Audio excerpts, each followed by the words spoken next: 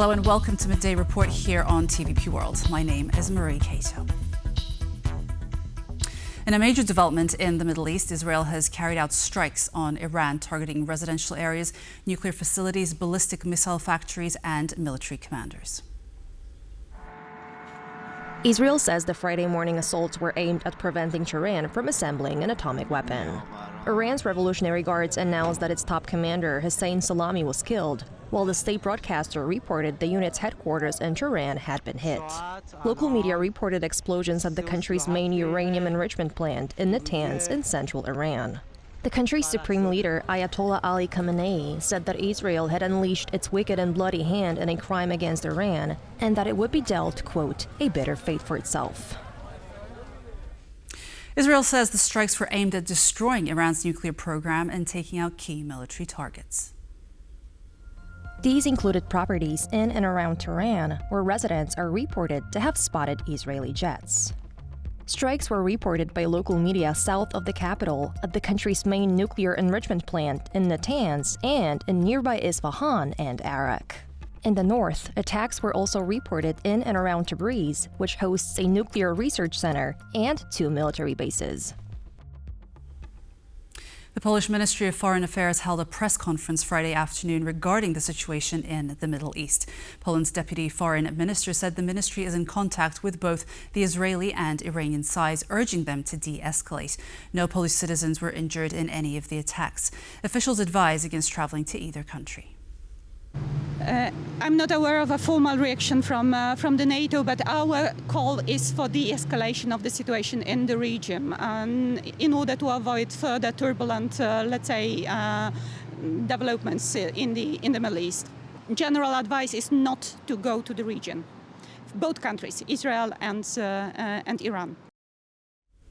Commenting on the operation against Iran, Israeli Defense Minister Israel Katz says that his country is at a critical juncture and a defining moment in history. Katz says that now is a crucial moment to thwart Iran's nuclear capabilities, which, according to him, threaten Israel's existence.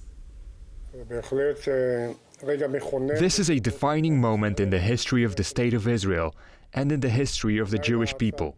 Tonight, the IDF is launching an operation against the head of the Iranian octopus in order to thwart its capabilities and remove the threats of annihilation from the State of Israel. Upon entering office, I defined the thwarting of Iran's nuclear program as a top priority. Iran is more determined than ever to realize its vision of destroying Israel. We are at a critical juncture. If we miss it, we will have no way to prevent Iran from obtaining a nuclear weapon that threatens our existence. We have dealt with Iran's proxies over the past year and a half, but now we are dealing with the snake's head itself. The IDF has built over many years, and especially in recent months, exceptional capabilities in intelligence and operations, in both defense and offense, that enable us to effectively confront the major challenges ahead. Rafael Grossi, the director of the International Atomic Energy Agency, has spoken out on the Israeli strikes on Iran, stressing that the situation is deeply concerning. He has also called on all parties to exercise maximum restraint to avoid further escalation. At present, the competent Iranian authorities have confirmed that the Natanz enrichment site has been impacted and that there are no elevated radiation levels. They have also reported that at present the Isfahan and Fordow sites have not been impacted. This development is deeply concerning.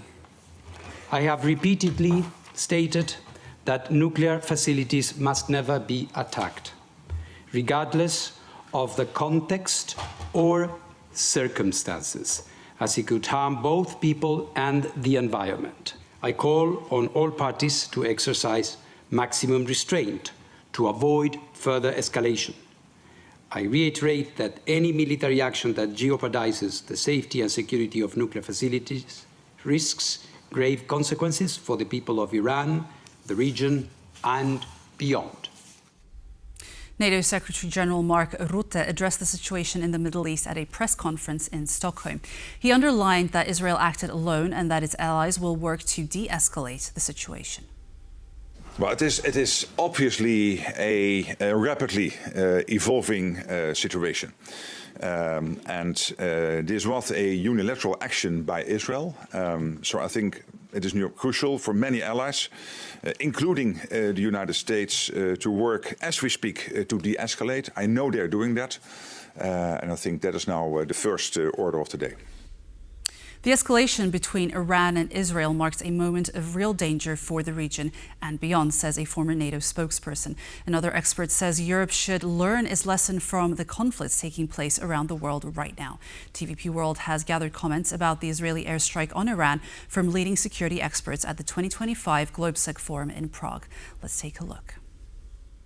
I think right now everybody's holding their breath and waiting to see what Iran is going to do, and then if they retaliate, if they back down and they go back to negotiating, then probably the kinetic actions will stop for now. But if they do not, I would expect them to really accelerate.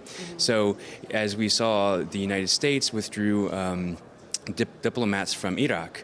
Of course, without formal diplomatic ties with Iran, they can't withdraw from Iran. So that's a message by the Trump administration that the United States is going to take this seriously and that there is a potential for American involvement. Israel has made it clear that it will not accept the idea that Ukraine has its own indigenous uranium enrichment capability, because that creates too big a risk that Iran would develop a nuclear bomb. So that's why they're doing this. They've said that they'll continue these attacks as long as necessary. I assume that Iran will respond, and we have to see what that response looks like, whether that escalates into a much larger conventional conflict, or whether it is tit for tat and dies down again, as happened before. We've seen the attempts by the American administration to find an arrangement with Iran to halt their progress towards getting a nuclear weapon.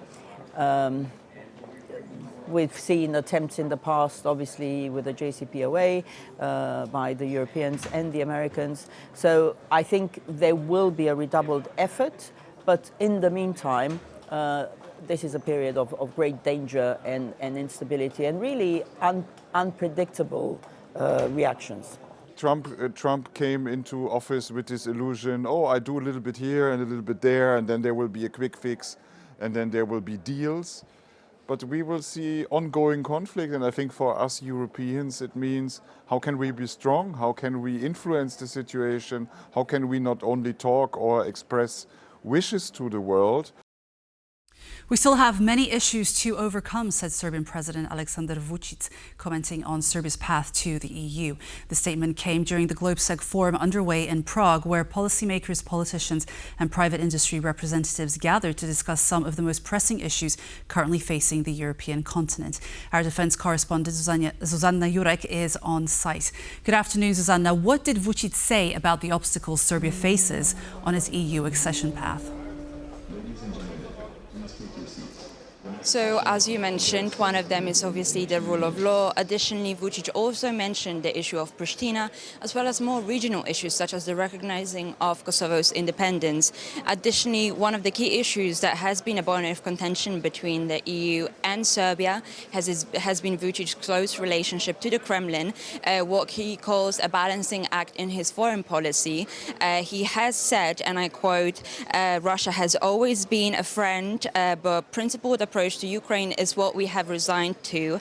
That is not necessarily the case, however, as has become clear in the last couple of days, as his visit to Ukraine has brought no resolve to what he called an anti-Russian declaration, which was due to be signed, which he refused to sign. Additionally, another issue which he underlined, and has also been an issue plaguing both Serbia and the EU, is dependency on Russia's raw resources, and that is specifically Russian gas, which Serbia continues to get delivered through the Turkish pipelines, and it is expected they will continue to get those deliveries until the next 6 to 7 years. Additionally, one issue which has brought a lot of attention within the room was the issue of the student protests which have been been underway in Serbia for the last 7 months, which erupted over the accusations of government corruption, resulting in the collapse of a Novi Sad train station canopy, which resulted in 16 casualties. Vučić has been under a lot of growing pressure, and most recently students have demanded a new election, which he says will be underway as has been scheduled in 2027. We're back to you in the studio for now. Susanna Jurek reporting from Prague from the GlobeSec Forum 2025. Many thanks. Russian independent media outlet Mediazona has confirmed the identities of over 110,000 soldiers killed in Ukraine. This comes as Russian casualties in Ukraine surpass 1 million, marking a milestone in the 3-year-long war. A complete list of the 111,387 Russian military personnel killed in Ukraine has been published in a report by Mediazona in collaboration with the BBC's Russian service. The report covers the period from February 24, 2022 to June 6, 2025. The journalists stressed that the actual figures are likely significantly higher. Meanwhile, total Russian losses in Ukraine have surpassed 1 million. The estimate includes those killed, captured, wounded, and missing.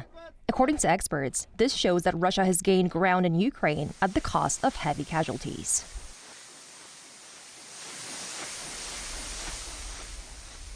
Five children have been brought back to Ukraine from Russia and Russian-occupied territories and reunited with their families. This is thanks to the Bring Kids Back Ukraine initiative started by the Ukrainian president. We are fulfilling the president's mission aimed at bringing back every Ukrainian child, said presidential office head Andriy Yermak while announcing the good news on Thursday. According to estimates, at least 20,000 Ukrainian children have been abducted by Russia and sent to Russian-controlled areas of Ukraine or to Russia itself. Only 1,359 children have so far been brought back home. Poland will increase ammunition production to 1 million projectiles daily. Prime Minister Donald Tusk toured an ammunition factory in central Poland and highlighted the importance of boosting military production. We will increase production here, for example, at Mesko specifically. In this part of the plant, we are talking about the production of ammunition, small caliber bullets. And I don't want to exaggerate, but if I understand correctly, we will produce 1 million of this type of ammunition per day. Not annually, not monthly, but per day. Mesko stands proud on the map of Polish arms production. This is where the Piorun, Spike, Pirat missiles are made. These are highly valued, not only by our soldiers, but all over the world, including in this place where, unfortunately, weapons are tested on a daily basis. I am talking about the Russian-Ukrainian front. And it is very important to us that what is produced in Poland gives self-sufficiency in terms of ammunition and equipment here in Poland. And that is also our export product, which the whole world will fight for, as it is the case now, for example, with the Piorun missiles. Poland has launched an information campaign aimed at countering Belarusian disinformation about entering the EU through Polish borders. The campaign, launched in 8 countries, has one message: the Polish border is well protected. The information campaign targets Afghanistan, Ethiopia, Eritrea, Somalia, Iraq, Pakistan, Egypt, and Kenya. It also states clearly that the right to asylum has been suspended in Poland, meaning most who wind up at the Polish border will be refused entry. This is the latest in a string of measures Poland has employed to keep its borders secure in the face of illegal migration, including a buffer zone and the East Shield initiative. Drones will be key to Taiwan's national security, just as they have been for Ukraine, says a Taiwanese MP and the head of the Taiwanese drone company. The statements come as the island ramps up its own defenses against the potential Chinese threat. Uncrewed vehicles, whether they are boats or underwater vehicles or surface vehicles, can effectively deter China, because Taiwan is not the attacking side. We are the defending side. For us, the coastline is our home. The coastline is our supply station. In the past, most of the focus fell on unmanned aerial vehicle. And when it comes to the unmanned surface vessel, we have seen it being deployed a few times in Ukraine to ambush Russia. And given that Taiwan is an island nation surrounded by ocean, Naturally, the USV will be something that companies pay attention to, at a time when the Chinese keep harassing us in our waters. And that wraps up Midday Report at 2 p.m. Thanks for being with us, and stay tuned for more on TVP World. Goodbye.